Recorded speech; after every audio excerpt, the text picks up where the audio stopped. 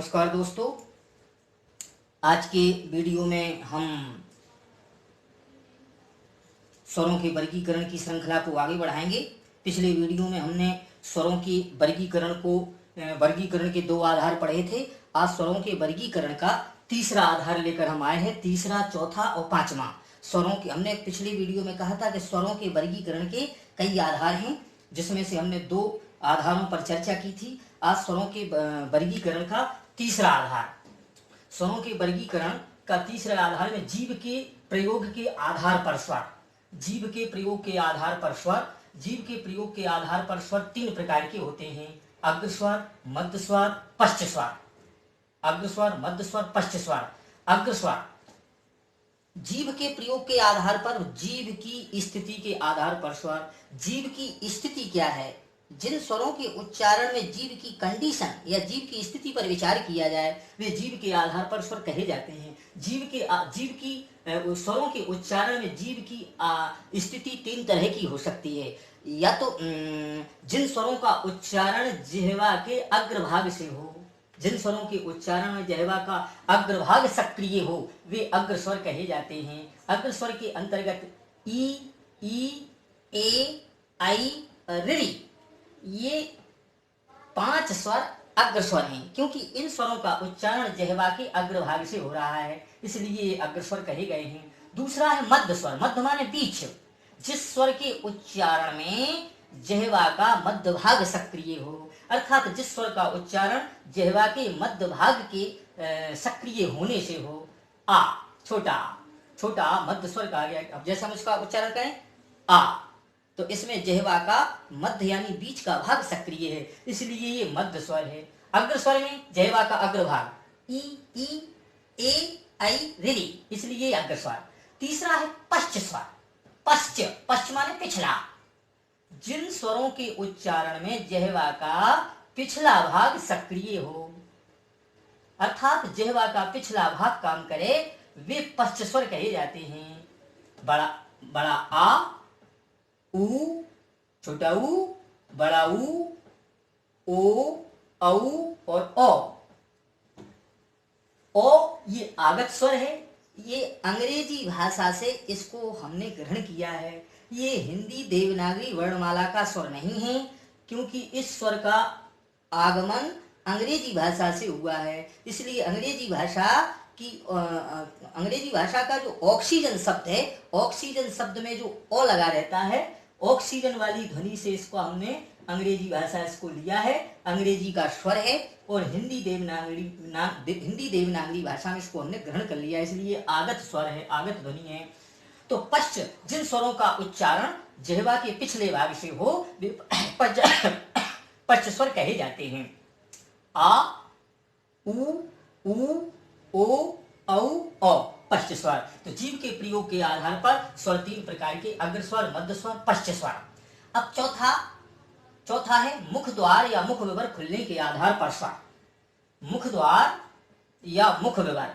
द्वार, संस्कृत में द्वार को विवर कहा जाता है। तो मुख द्वार या मुख विवर, बात एक ही है। मुख द्वार या मुख विवर खुलने के आधार पर स्वर। तो मुख द्वार या मुख विवर खुलने के आधार पर स्वर चार प्रकार के होते हैं। स्वर चार प्रकार के, मुख द्वार या मुख विवर खुलने चार। नंबर 1 विव्रत स्वर, नंबर 2 अर्धविव्रत स्वर, नंबर 3 संवृत स्वर, नंबर 4 अर्धसंवृत स्वर। विव्रत माने खुला हुआ, ओपन। विव्रत माने खुला हुआ। जिस स्वर के उच्चारण में मुख द्वार पूरा खुला हो, पूरा खुल जाए, जिस स्वर के उच्चारण में मुख द्वार पूरा खुल जाए, अर्थात मुख द्वार ओपन हो जाए, पूरा खुला हो जाने के कारण इसे विव्रत माने खुला हुआ। तो जिस स्वर के उच्चारण मुख द्वार पूरा खुला हो, उसे विव्रत स्वर कहते हैं। विव्रत स्वर के अंतर्गत आ आता है, बड़ा आ। जैसे हम कहें आ, तो बड़ा आ बोलने में मुख द्वार लगभग पूरी तरह खुल जाता है, खुला रहता है, इसलिए विव्रत स्वर बड़ा आ है। विव्रत ध्वनि को हम निम्न ध्वनि भी बोलते हैं, क्योंकि विव्रत माने खुलना। तो जब बड़े आ का हम उच्चारण करेंगे तो जिह्वा तालु से दूर रहेगी, और जिह्वा जितने समय तक तालु से दूर रहेगी उतने समय तक मुख द्वार की स्थिति विव्रत होगी, अर्थात मुख द्वार खुला होगा। इसलिए विव्रत स्वर को हम निम्न स्वर भी बोल सकते हैं। नंबर 2, अर्ध विव्रत स्वर। अर्ध माने आधा, विव्रत माने खुला हुआ। जिन स्वरों के उच्चारण में मुख द्वार आधा खुला हो उन्हें हम अर्ध विव्रत स्वर कहते हैं। जैसे अ, आई, औ, अ, इनके उच्चारण में मुख द्वार आधा खुलता है, इसलिए ये अर्ध विव्रत स्वर कहे जाते हैं। तीसरा, समृत स्वर। समृत माने किलोच, समृत माने बंद, समृत माने बंद। जिन स्वरों के उच्चारण में मुख द्वार लगभग बंद हो ऐसे स्वर समृत स्वर कहे जाते हैं। समृत स्वर के अंतर्गत ई, उ, ऊ और ऋ आते हैं, क्योंकि समृत ध्वनि करते समय जिह्वा तालु के संपर्क में आ जाती है और जिह्वा तालु के संपर्क में आ जाने से इस ध्वनि का निर्माण होता है और जब तक जिह्वा तालु के संपर्क में रहती है तो तब तक मुख द्वार लगभग बंद रहता है और मुख द्वार से वायु का प्रवाह लगभग बंद हो जाता है। इसलिए समृत ध्वनि को हमने उच्च ध्वनि कहा है। समृत स्वरों को हम उच्च स्वर भी कह सकते हैं, क्योंकि अगर हम इस किसी भी ध्वनि को जैसे ई, उ, तो समृत ध्वनि करते समय जिह्वा तालु के संपर्क में रहती है, तालु से सट जाती है, तब समृत ध्वनि बनती है और तालु के संपर्क में जिह्वा आने से मुख द्वार लगभग बंद हो जाता है, क्लोज हो जाता है और वायु का प्रवाह मुख से निकलना बंद हो जाता है, लगभग बंद हो जाता है। इसलिए समृत स्वर या उच्च स्वर। तो जैसे हम इनका उच्चारण करें ई, उ, ऋ, इनमें मुख द्वार लगभग बंद हो रहा है, इसलिए समृत स्वर। वे स्वर जिनके उच्चारण में मुख द्वार लगभग बंद हो समृत स्वर कहे जाते हैं। समृत स्वर के अंतर्गत 5 स्वर आते हैं। नंबर 4, अर्ध समृत। अर्ध माने आधा, समृत माने बंद। जिन स्वरों के उच्चारण में मुख द्वार लगभग बंद हो समृत, और जिन स्वरों के उच्चारण में मुख द्वार आधा बंद हो, अर्ध माने आधा, हाफ क्लोज, क्लोज माने बंद, हाफ माने आधा। जिन स्वरों के उच्चारण में मुख द्वार आधा बंद हो ऐसे स्वर अर्ध समृत या हाफ क्लोज कहे गए हैं। जैसे ए, ओ, ये थोड़ा महसूस का विषय है कि मुख द्वार बंद कब हो रहा है, आधा बंद कब हो रहा है, ये अभ्यास से आ जाता है। ए, ओ, ये अर्ध समृत कहे गए हैं। 5वां, स्वरों के वर्गीकरण का 5वां आधार ओठों की स्थिति के आधार पर या उच्चारण प्रयत्न के आधार पर स्वर। तो ओठों की स्थिति के आधार पर या उच्चारण प्रयत्न के आधार पर स्वर 2 प्रकार के होते हैं। नंबर 1 व्रतमुखी और नंबर 2 अव्रतमुखी। अब ओठों की स्थिति के आधार पर स्वरों में हमें ओठों की स्थिति देखना है। ओठों की स्थिति कैसी बनती है? तो स्वरों के उच्चारण में ओठों की स्थिति 2 तरह से बनती है, एक तो व्रतमुखी और एक अव्रतमुखी। जिन स्वरों के उच्चारण में ओठों की आकृति वृत्त जैसी हो जाए अर्थात गोलाकार हो जाए, जब ओठों की आकृति गोलाकार हो, वृत्त की आकृति की तरह हो अर्थात गोलाकार हो, ऐसे स्वर व्रतमुखी कहे गए हैं। जैसे उ, ओ, औ, अ, ये व्रतमुखी हैं।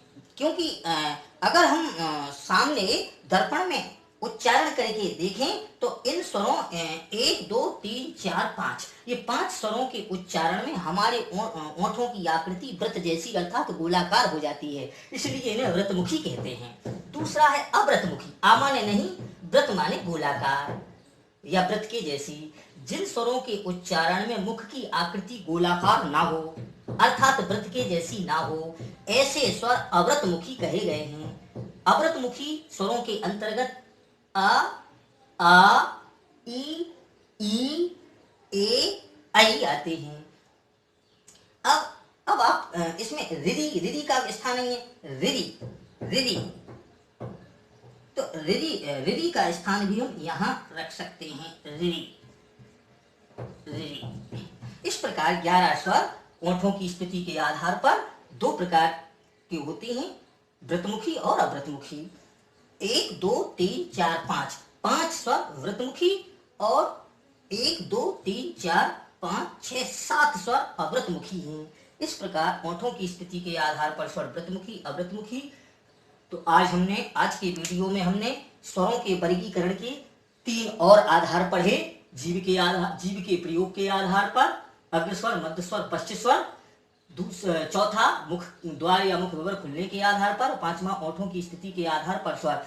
इस प्रकार इनमें प्रश्न कई तरह से किए जाते हैं। पहली बात तो इनकी संख्या हमें याद होना चाहिए कि व्रतमुखी के अंतर्गत कितने वर्ण हैं, अव्रतमुखी के अंतर्गत कुल वर्ण कितने हैं, समृत स्वर के अंतर्गत कुल कितने हैं, अर्ध समृत के अंतर्गत कितने हैं, विवृत के अंतर्गत। इस प्रकार संख्या भी पूछ ली जाती है या उच्चारण की स्थिति पूछ ली जाती है। इस प्रकार स्वरों के वर्गीकरण स्वरों के वर्गीकरण को और आगे बढ़ाने के लिए हम अगले वीडियो में आएंगे और अगले वीडियो में आपको स्वरों के वर्गीकरण के और कई आधार आपको बताएंगे। तब तक के लिए नमस्कार। अगर आपको ये वीडियो अच्छा लगे तो आप जरूर पसंद कीजिए और इसको जो है अध्ययन कीजिए, और जो भी आपको समस्या हो या जो भी आपकी संशय हो तो उसके लिए हमें कमेंट्स जरूर कीजिए। अच्छा, नमस्कार।